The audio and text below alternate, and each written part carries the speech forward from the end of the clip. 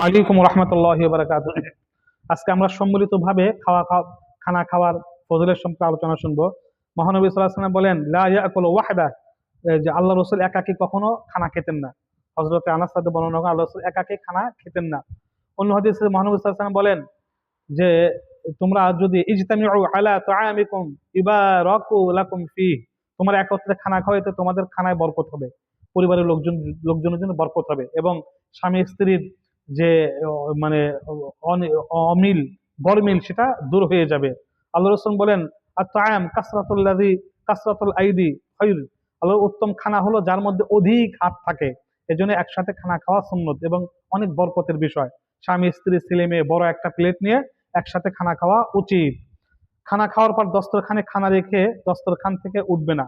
দস্তরখানে খানা রাখার পরে দস্তরখান থেকে ওঠা উচিত নয়।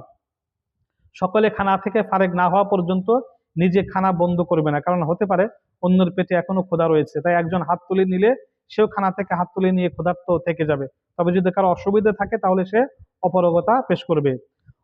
অল্প খানায় অনেক বরকত হবে যদি একত্রে খানা খায়। একত্রে খানা খাওয়ার ফায়দা: অল্প খানায় অনেক বরকত হবে, খানায় তৃপ্তি লাভ হবে, একটি মহান সুন্নত জিন্দা করার সওয়াব হবে, পরস্পরের ভ্রাতৃত্ব মহব্বতের সওয়াব হবে, খানা নষ্ট অপচয় হবে না, পরস্পরের শত্রুতা দূর হয়, মহব্বত বৃদ্ধি পায়, এবং রুহানি ফায়দা হয়, এবং একজনের এলেম অন্যজনের মধ্যে প্রবেশ করে। এজন্য একত্রে খানা খাওয়া উচিত। মানে সাহাবায়ে কারাম এটা আমল ছিল যে তারা স্ত্রী সন্তানদের সাথে একসাথে খানা খেতেন। এখন তো আমরা ভুলেই গিয়েছি, এই সুন্নত আমাদের মাঝে আর নাই। এই জন্য আমাদের পরিবারের লোকজনের সাথে এরকম মহব্বত পয়দা হয় না।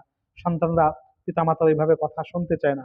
মানে এমন হয়েছে যে ছেলে মেয়েরা পিতামাতার প্লেটে বা উচ্ছিষ্ট খাবার খেতে চায় না, মুখের পানি, এটা ঠিক নয়।